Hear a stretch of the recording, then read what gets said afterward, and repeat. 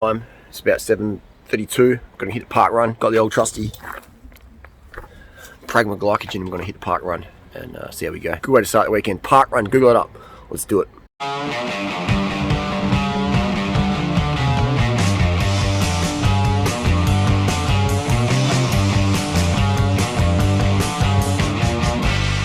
Today's video, we start with a hydration chart. Am I hydrated? Aim for clear urine at least 10 times a day. Eat a diet rich in fresh fruits and vegetables. Drink a quart of water before meals. Thank you. Earwig here. You know what earwig is? I was on my legs. Just dropped him off in the grass. He'll be right. National Earwig Appreciation Day. Earwigs, man. I've got so many in my garden. I've got about 3 massively fat centipedes and about 10,000 earwigs and so many redback spiders as well. It's 7:44. We've got 16 minutes to start. This is the River Torrens. Beautiful place. Check this out.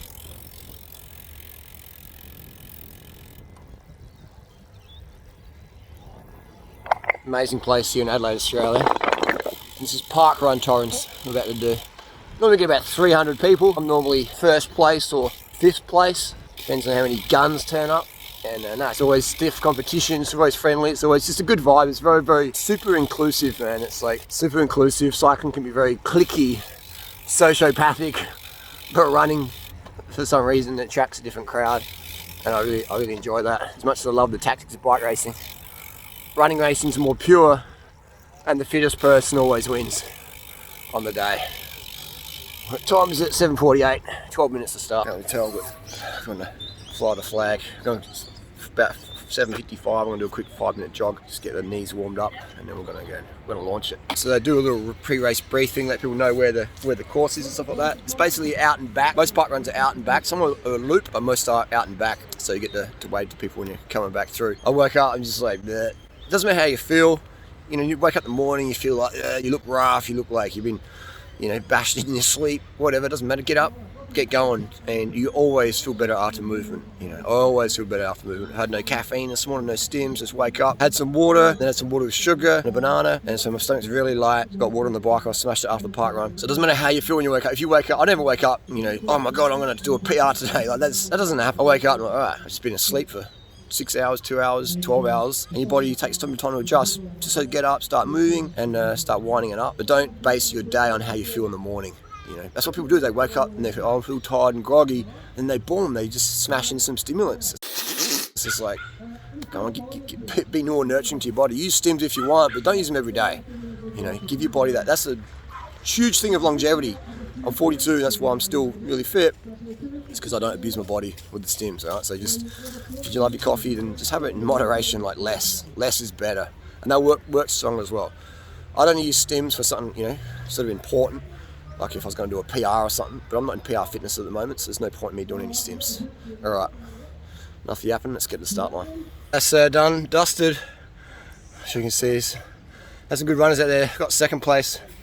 Matt White's over there, he got 4th behind me. He's a ex-pro triathlete, very fit guy. It's taken me 15 years to beat him.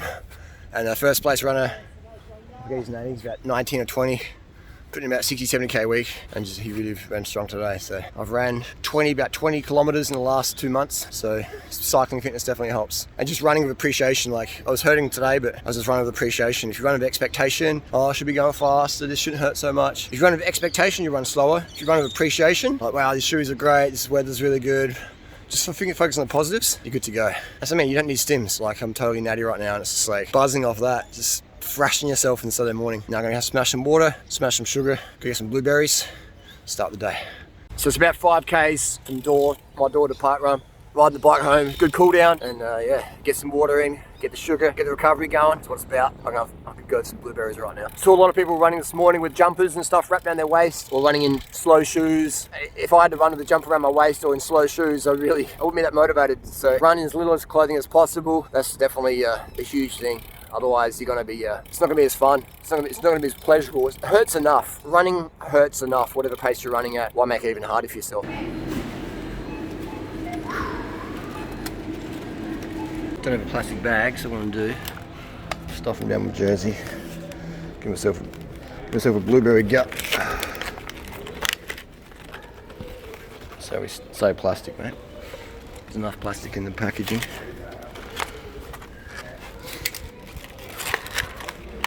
See that? Oh shit. Cycling's made my legs really massive and bulky.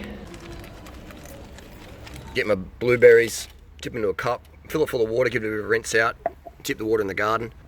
Oh, spilling these blueberries everywhere. Don't panic, it's organic. So this is the run results here. If you want to follow me, go to Strava. Just put all my runs and rides up there.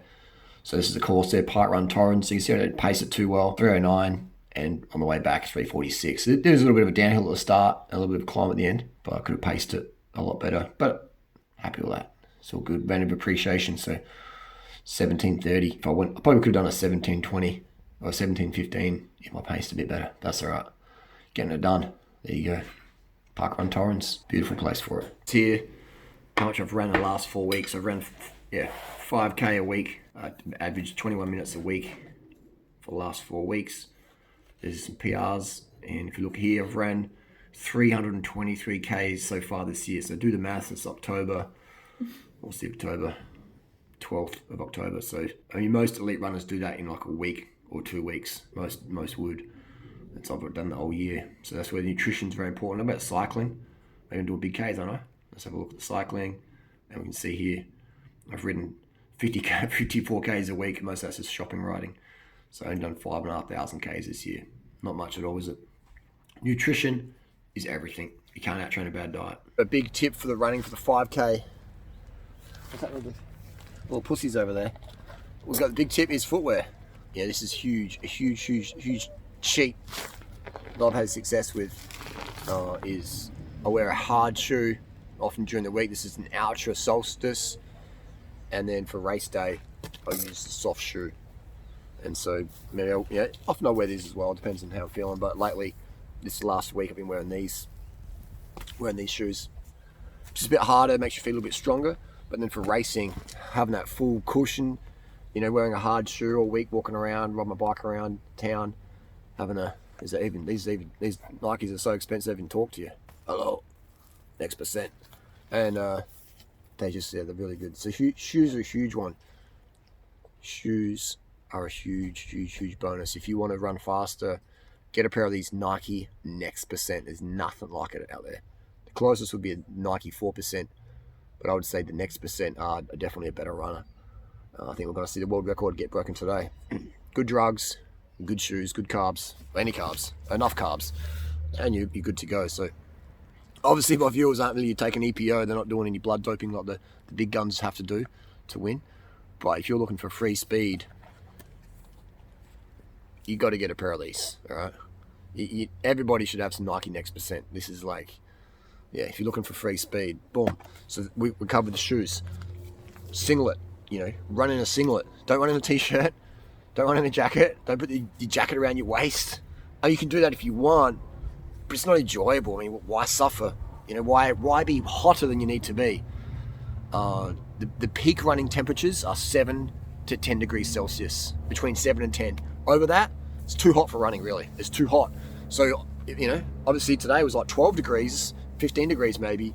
So we're running in singlets. We're trying to cool down and stay cool in the run. It's only a 5K, But I see people out there running in leggings and tracksuits and jackets, and they're wearing hats on their head and t-shirts. And why make it harder for yourself?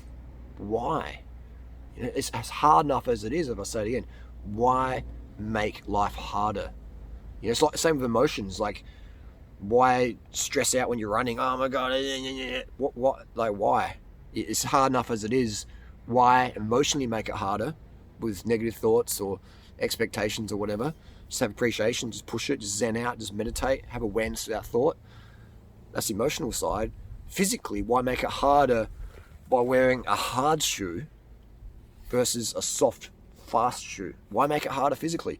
Why make it harder temperature-wise and physically as well by wearing too much clothing, being hot, being itchy under your hat? Why? Wearing long shorts, wearing leggings that trap the heat in there. You can't dissipate the heat. You get all frustrated. Why make it harder? Why make it harder? It doesn't make any sense to me. And so when I'm looking for performance, for the marginal gains, for the little things, the free speed, I'm looking for things like, why are we doing that? Is that just a fashion that other people have just copied and don't question? Question everything. Yeah, question everything. Why is the shoe the fastest shoe in the world? One, it's got the cushioning, so you can just lay it fucking down. You can just lay it down.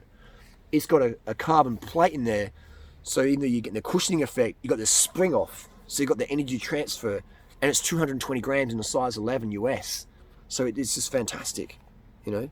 The durability is shit house, like it's already fallen apart. We can probably glue that up. But the performance-wise, 10 out of 10, 20 out of 10. All right, this is the epitome of running shoes. Epitome of running shoes. The upper's durable, it wasn't split. Again, I haven't done any Ks on this shoe really, so you can tell what the brand new the BRS 1000 is. But why make things harder? Like, I just look for the free speed, you know. It's like doing a course and doing an extra lap. You can do that if you want, but if you're looking for performance, why make it harder for yourself? Nutrition. Why do low carb? Oh, low carb, you burn more fat. No, you don't, because you eat more fat to replace the fat you just burn. Oh, I'm going to burn 100 grams of fat today doing low carb, high fat, healthy fat. And then what are you going to eat 200 or 300 grams of fat today then to get your calories? You know what I mean? So you burn 100 grams of fat, but then you eat 200 or 300 grams of fat. It's like, what are you doing? Just eat carbohydrates. Excess carbohydrates, your body pisses them out. Your urine starts to smell sweet. Just excess glucose just gets pissed out. You know? It's like, duh. It's crazy. But anyway, people are dumb. People are dumb. And if you got to this part of the video, you're not dumb. You're like paying attention. All right? But it's just, I understand in life, most people are happy not to get much performance out of themselves. They're happy to be in a job they hate. They're happy to be in a relationship that has no passion or mutual interest or whatever. It's just a financial business transaction, that relationship. Or it's their parents or their social status or whatever. Or he's cute or she's cute, but that's about it. You know? That's most people just live in a low standard of life. And that could be a doctor or a lawyer or a physicist or whatever. But I'd say they're living a low standard of life if they settle for second best. If they don't question and look for growth, look for improvements there, then for me it's just settling for second best. And I understand most people are happy to do that. Apathy runs deep in society. That's the video, but a bit more down the rabbit hole than you expected. 5K tips, how to run a PR in the 5K. What I do, it works. I'm 42. You've seen how little I train.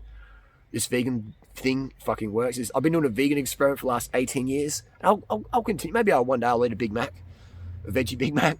But you know, it's working, man. It fucking works. And everyone I coach gets better. Look at it over the years. If you've been watching me for the last 10 years on YouTube, look at some of the people who've been in my channel, the performance increases they've had naturally as well.